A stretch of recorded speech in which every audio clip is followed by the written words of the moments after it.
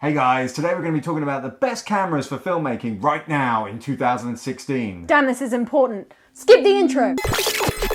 All the products we mentioned in this episode we will be linking down in the description below so you guys don't have to go searching for them yourselves. We're going to be focusing on two different kinds of cameras, and the one that you want will depend on whether or not you're interested in cinematography or run and gun guerrilla filmmaking.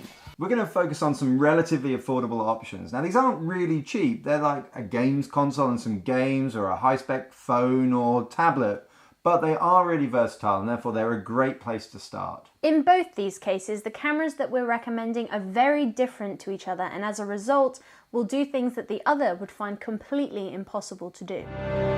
For the cinematographers out there, we're going to recommend the Canon T5i or the T6i. So what are the pros and cons? Well, one of the pros is interchangeable lenses. Now this is fantastic because Canon lenses are the most plentiful out there. There's loads of different options and some of them are really, really affordable. For instance, the EF 50mm 1.8. This is a great lens.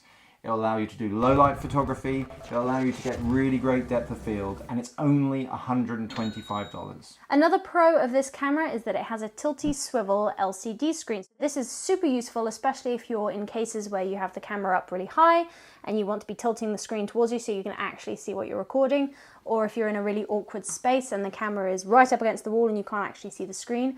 We currently have a camera that doesn't have a tilty screen, and it is an absolute pain to see what you're actually recording. The T5 or the T6i are going to cost over $600, and that's for the camera alone, and that might just be too much. But you could get a second-hand or reconditioned model. Just make sure you buy from someone you trust. One of the cons of this camera is that it doesn't have 4K. Now, if you do want 4K in a DSLR, you're going to need to spend a lot more money. It's also worth bearing in mind that HD off a DSLR is going to be far more cinematic than 4K off of an action cam. So another con of this camera is that it's recording in a compressed format and you have no control over that. But as long as you stick to the idea of getting the image right in camera rather than grading it extensively in post, this will be absolutely fine. Potentially one of the biggest cons for this camera is that while it has a mic, it's actually not very good at all.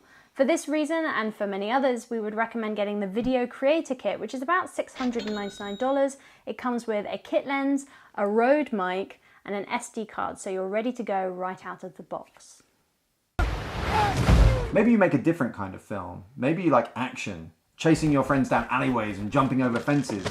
In these cases, you don't want a digital SLR, you want a DJI Osmo, because they are awesome. The Osmo's camera is very nearly as good as a GoPro, and it comes with an amazing gimbal all-in-one. All of that for only just more than the price of a GoPro. While the DSLR gives you visual options with interchangeable lenses, the Osmo actually gives you the flexibility of movement so you can make your shots more dynamic that way instead. One of the big pros of the Osmo is it allows you to create shots that pretty much look impossible to the viewer.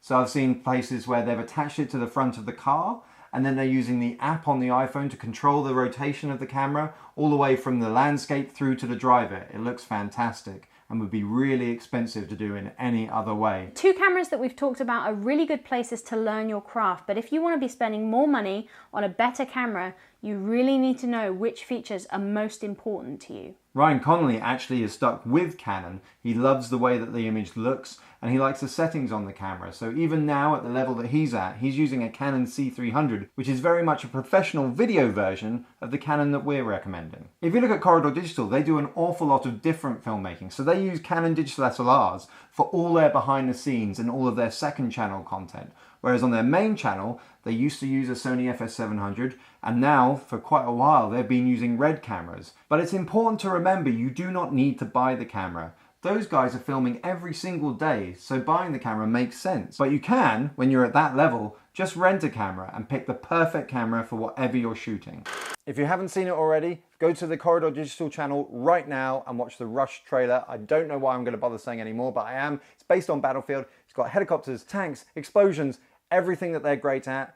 They've worked so hard on it and it's amazing. So go watch it now.